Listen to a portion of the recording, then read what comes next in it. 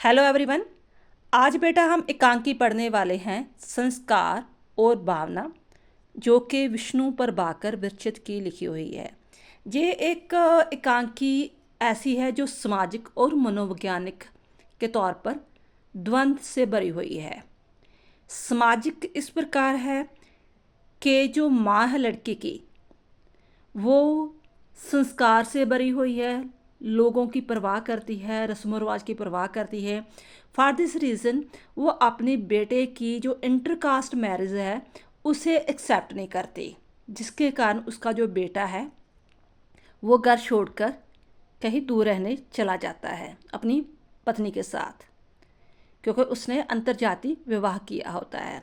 तो उसे माँ को ये चीज़ पसंद नहीं थी कि उसने समाज से बाहर जाकर ये काम क्यों किया है।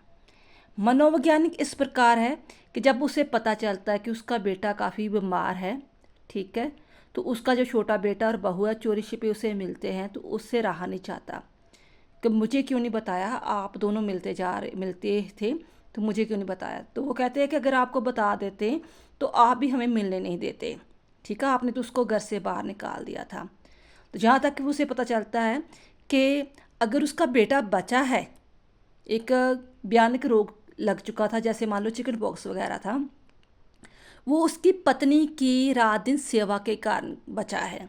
डॉक्टरों ने भी एक हाथ खड़े कर दिए थे कि हम इसे बचा नहीं सकते, ये इतना भयानक रोग वगैरह है, लेकिन पत्नी ने रात दिन सेवा करके उसे बचाया है। लेकिन अब आप वो रोगग्रस्त बन चुकी है, तो जो माँ से रहा नहीं चाहता, उसकी हृदय पिघल जाता है। वो अब संस्कारों की, रस्म रिवाजों की, समाज की परवाह नहीं करती। वो कहती है कि मैं अपने बेटे को मिलने जाऊंगी। लेकिन जो बहू और छोटा बेटा है वो एक शर्त रखते हैं कि अगर आपने उसे मिलने जाना है तो ये शर्त है कि आप उसे लेकर घर वापस आओगे, ठीक है। तो वो मान जाती है कि हाँ भी मेरी ममता बड़ी है, संस्कार बड़े नहीं हैं। इस एकांकी या स्टोरी के द्वारा मल्पी जो राइटर है उसने मैसेज कन्वे किया है, ठीक है, हम संस्कार, रस्म रिवाज जो हमारे समाज के उसे फॉलो करते हैं, लेकिन जो संस्कार है वो हमारे परिवार से, जो हमारी इमोशन फीलिंग्स से बड़े नहीं होने चाहिए, वो हावी नहीं होने चाहिए। हमारे संस्कार और जो भावना उसके बीच में एक बैलेंस क्रिएट होना चाहिए। ये भी नहीं मैं कहती कि हाँ कि अगर आपको हर चीज़ पसंद है, आपकी जो फीलिंग्स है, तो आप संस्कार की परवाह ही ना करो। कहने का भाव कि जिस चीज़ से किसी को नुकसान नहीं हो रहा, आपकी फीलिंग से या संस्कार से, वो चीज़ों को फॉलो करो। आप ज़्यादा एक्सेस ना कुछ भी करो। अगर वो शुरू से ही अपने बहू और बेटे को अपना लेती, ठीक है, समाज 2-4 दिन बातें करता लेकिन बाद में चुप हो जाता, इसमें समाज का तो कोई नुकसान नहीं था ना ही उसका नुकसान था। इंटरकास्ट मैरिज करना कोई गलत बात नहीं होती। हमारे जो ऋषि मुनि हैं वो भी इस चीज़ की निंदा करते हैं। तो हम धार्मिक होते हुए भी और ज़्यादा इसमें कट्टर हो जाते हैं। तो ये चीज़ एक मैसेज कन्वे किया गया है कि कहाँ आपको संस्कार को अपनाना चाहिए और कहाँ आपकी भावना को पहल देनी चाहिए। विष्णु, चलो स्टोरी रीड आउट करते हैं। विष्णु प्रभाकर विरचित जहाँ एकांकी एक सामाजिक एकांकी है, जे है कहने ये कहानी एक संस्कारग्रस्त माँ की है, जिसके 2 मैरिड लड़के हैं। छोटा बेटा अतुल अपनी पत्नी उमा के साथ और माँ के साथ रहता है। जो बड़ा बेटा है अविनाश, जिसका नाम अविनाश है, उसने इंटरकास्ट मैरिज की है, किसी बंगाली लड़की से शादी की है। तो माँ उसे अपनी बहू के रूप में स्वीकार नहीं करती, क्योंकि जो माँ होती है बहुत ज़्यादा पुराने संस्कारों वाली होती है। फिर क्या होता है, अविनाश विवश होकर माँ से अलग किसी दूसरी जगह में रहना शुरू कर देता है, परंतु वह रहता उसी शहर में है। एक दिन माँ के जहाँ काम करने वाली जो मिसरानी है, जो अविनाश की जहाँ पर भी काम करती है, उसे बताती है कि आपके बेटे को हैजा हो गया था, जिसे डायरिया कहते हैं। वो मरण किनारे आ चुका था, परंतु उसकी पत्नी ने रात दिन सेवा करके आपके को बेटे को बचा लिया। अब वो बिल्कुल ठीक है, परंतु अभी भी वो काम में नहीं जा पाता। माँ ये समाचार सुनकर बहुत दुखी होती है। उसे अफसोस होता है कि इस बात का कि उसका बेटा इतना बीमार रहा, किसी ने उसे बताया तक नहीं।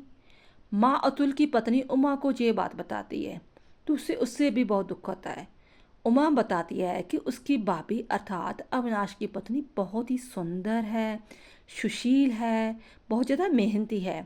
वे बताती है कि वे एक बार जब अतुल बाई के अलग होने पर दुखी था और माँ की तरह भाभी को ही परिवार से अलग करने का दोषी मानता था, तो तब वे उमा से लड़ने गई थी कि तेरे कारण ही हमारे सारे घर में क्लेश पड़ा हुआ है।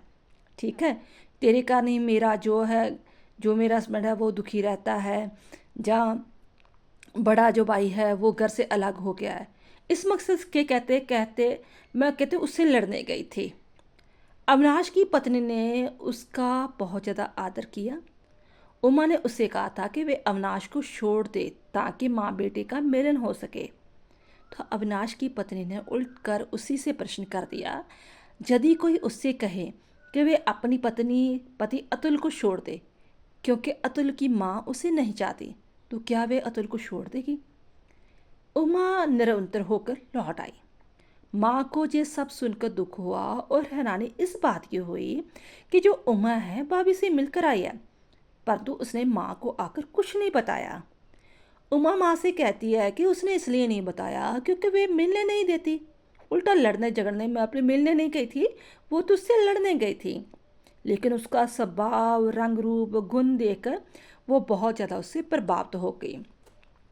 जैसे ही माँ का जो छोटा बेटा अतुल घर आता है, माँ की उदासी का कारण पूछता है, तो माँ उसे बताती है कि जो उसका बड़ा भाई है वो हैजे से बीमार था। अतुल कहता मुझे सब कुछ पता है। माँ के पूछने पर कि क्या वहाँ जाता है, अतुल कहता हाँ हाँ, मैं ऑफिस के काम के लिए वहाँ जाता हूँ। उमा पूछती है कि बाई को एक गंभीर रूप में बम्बाद देखकर भी वे उसकी सहायता के लिए क्यों नहीं गया, तो वे बताता कि भैया उसे तो क्या उसके डॉक्टर तक को उसको नज़दीक नहीं आने देते थे। वे बहुत अभिमानी है, किसी की सहायता स्वीकार नहीं करते। माँ ये कहकर सुनकर और भी दुखी होती है। वो सोचती है कि उमा अतुल उससे मिल आए है जो निर्मोही है, यानी कि मैंने अपने पेट से पैदा किया है बच्चे को, तो मैंने उसे का कैसे त्याग कर दिया। तो जो दूसरे घर से आई लड़की थी, यानी कि उसकी छोटी बहू थी, वो उसकी सिफत कर रही है, उससे मिलकर आई है, पर तो वह सवे वहाँ नहीं जा सकी। माँ अतुल से पूछती है कि उसने उसे अविनाश के रोग के विषय में क्यों नहीं बताया। अतुल अपनी माँ से कहता है कि तुम्हें बताने से क्या लाभ होता, तुम अपने पुराने संस्कारों के कारण बहू को स्वीकार नहीं करोगी और भैया उसके बिना घर में नहीं आएंगे। माँ के पुनर्मिश्रानी बताती है कि अविनाश की पत्नी भी अब गंभीर रोग में हो गया है, वे भी मरणसन है। माँ उमा और अतुल अविनाश की पत्नी के लिए चिंतित हो उठते हैं। अतुल कहता है कि अविनाश की पत्नी तो किसी तरह प्राणों की बाजी लगाकर भैया अविनाश को बचा लिया था, परंतु अविनाश में इतनी क्षमता नहीं कि वे अपनी पत्नी को बचा सके। यदि अविनाश की पत्नी को कुछ हो गया तो अविनाश का क्या होगा? अतुल और उमा इस स्थिति के बारे में सोच ही नहीं पाते। माँ कहती है कि वे चाहती है कि पत्नी के जाने के बाद अविनाश भी जीवित नहीं रहेगा। ये सोचकर माँ तथा अन्य लोग घबरा जाते हैं।